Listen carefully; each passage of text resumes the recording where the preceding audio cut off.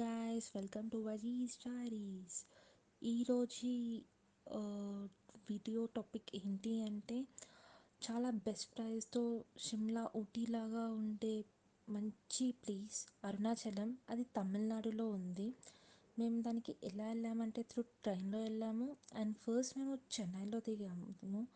చెన్నై నుంచి మేము అరుణాచలం వెళ్ళడానికి మేము అక్కడ రోడ్ మ్యాప్ చూసుకున్నాము. లైక్ ట్రైన్లో అయితే ఎలా ఉంటుంది అండ్ బస్లో అయితే ఎలా ఉంటుంది అండ్ మనం నార్మల్గా వెళ్తే ఎలా ఉంటుంది అనేది నేను చూసుకున్నాక మాకు చెన్నై నుంచి మేము బస్ స్టాండ్కి వెళ్ళిపోయాము. బస్ స్టాండ్కి వెళ్ళి మేము అక్కడ ఒక బస్ పట్టుకొని బస్ నుంచి మేము డైరెక్ట్గా Tiruvannamalai which is nothing but అరుణాచలంకి వెళ్ళిపోయాక అక్కడ తెలుగు వాళ్ళకి శివసన్నిధం అని చెప్పేసి ఒకటి ఉంటుంది.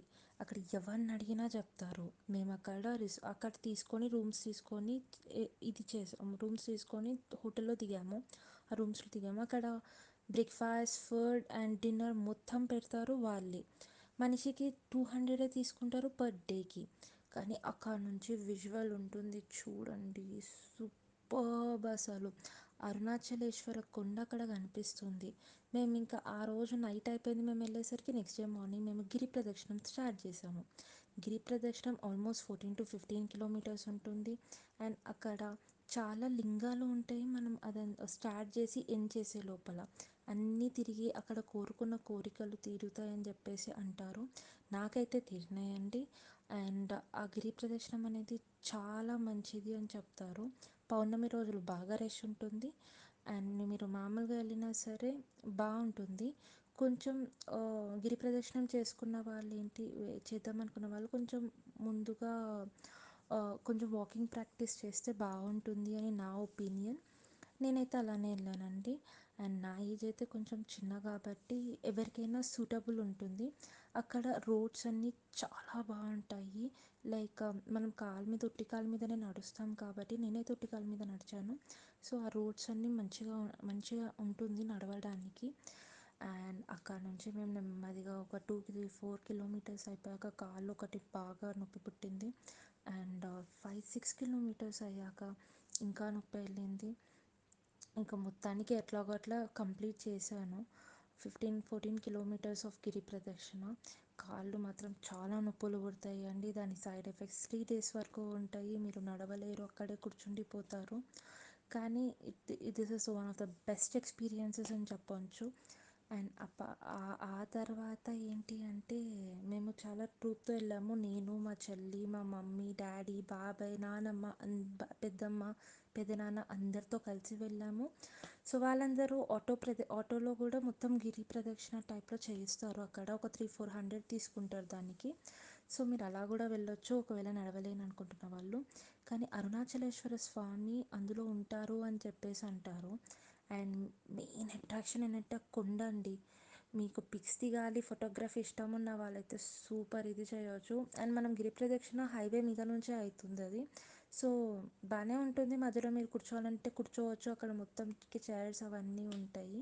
మొత్తం గిరి ప్రదక్షిణ అయిపోయాక ఆ రోజు నైట్కి నేను ఇక నడవలేకపోయాను. మార్నింగ్ 9 అయిపోయింది గిరి ప్రదక్షిణ. మార్నింగ్ 4కి స్టార్ట్ చేస్తే 9:30కి అయిపోయినట్టుంది.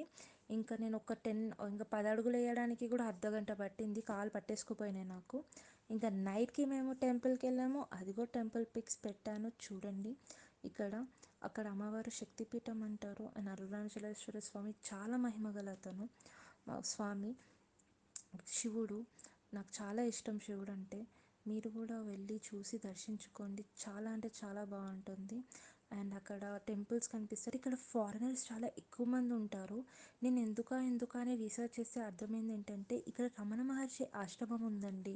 ఆ రమణ మహర్షి ఆశ్రమంలో వీళ్ళందరూ మెడిటేషన్ చేస్తూ ఉంటారు. అక్కడ కూడా మేము వెళ్ళాము.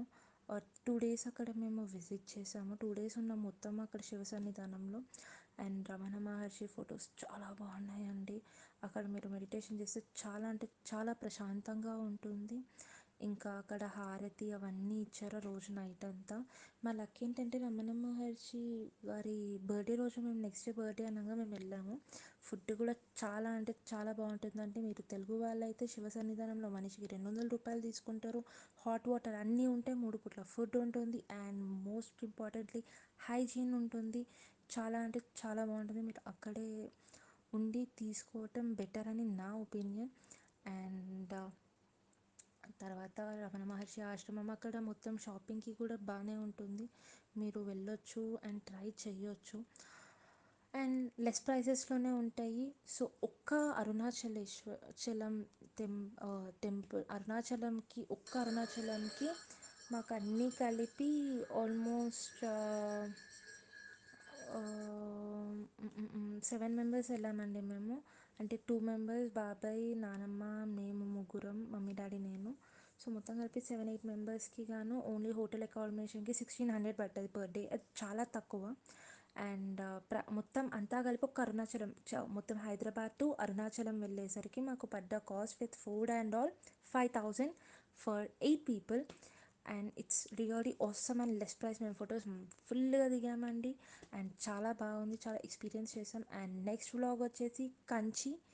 సో అది నేను నెక్స్ట్ వ్లాగ్లో నెక్స్ట్ ట్రావెల్ దీంట్లో పెడతాను. Until then like, share and comment to Vaji styles.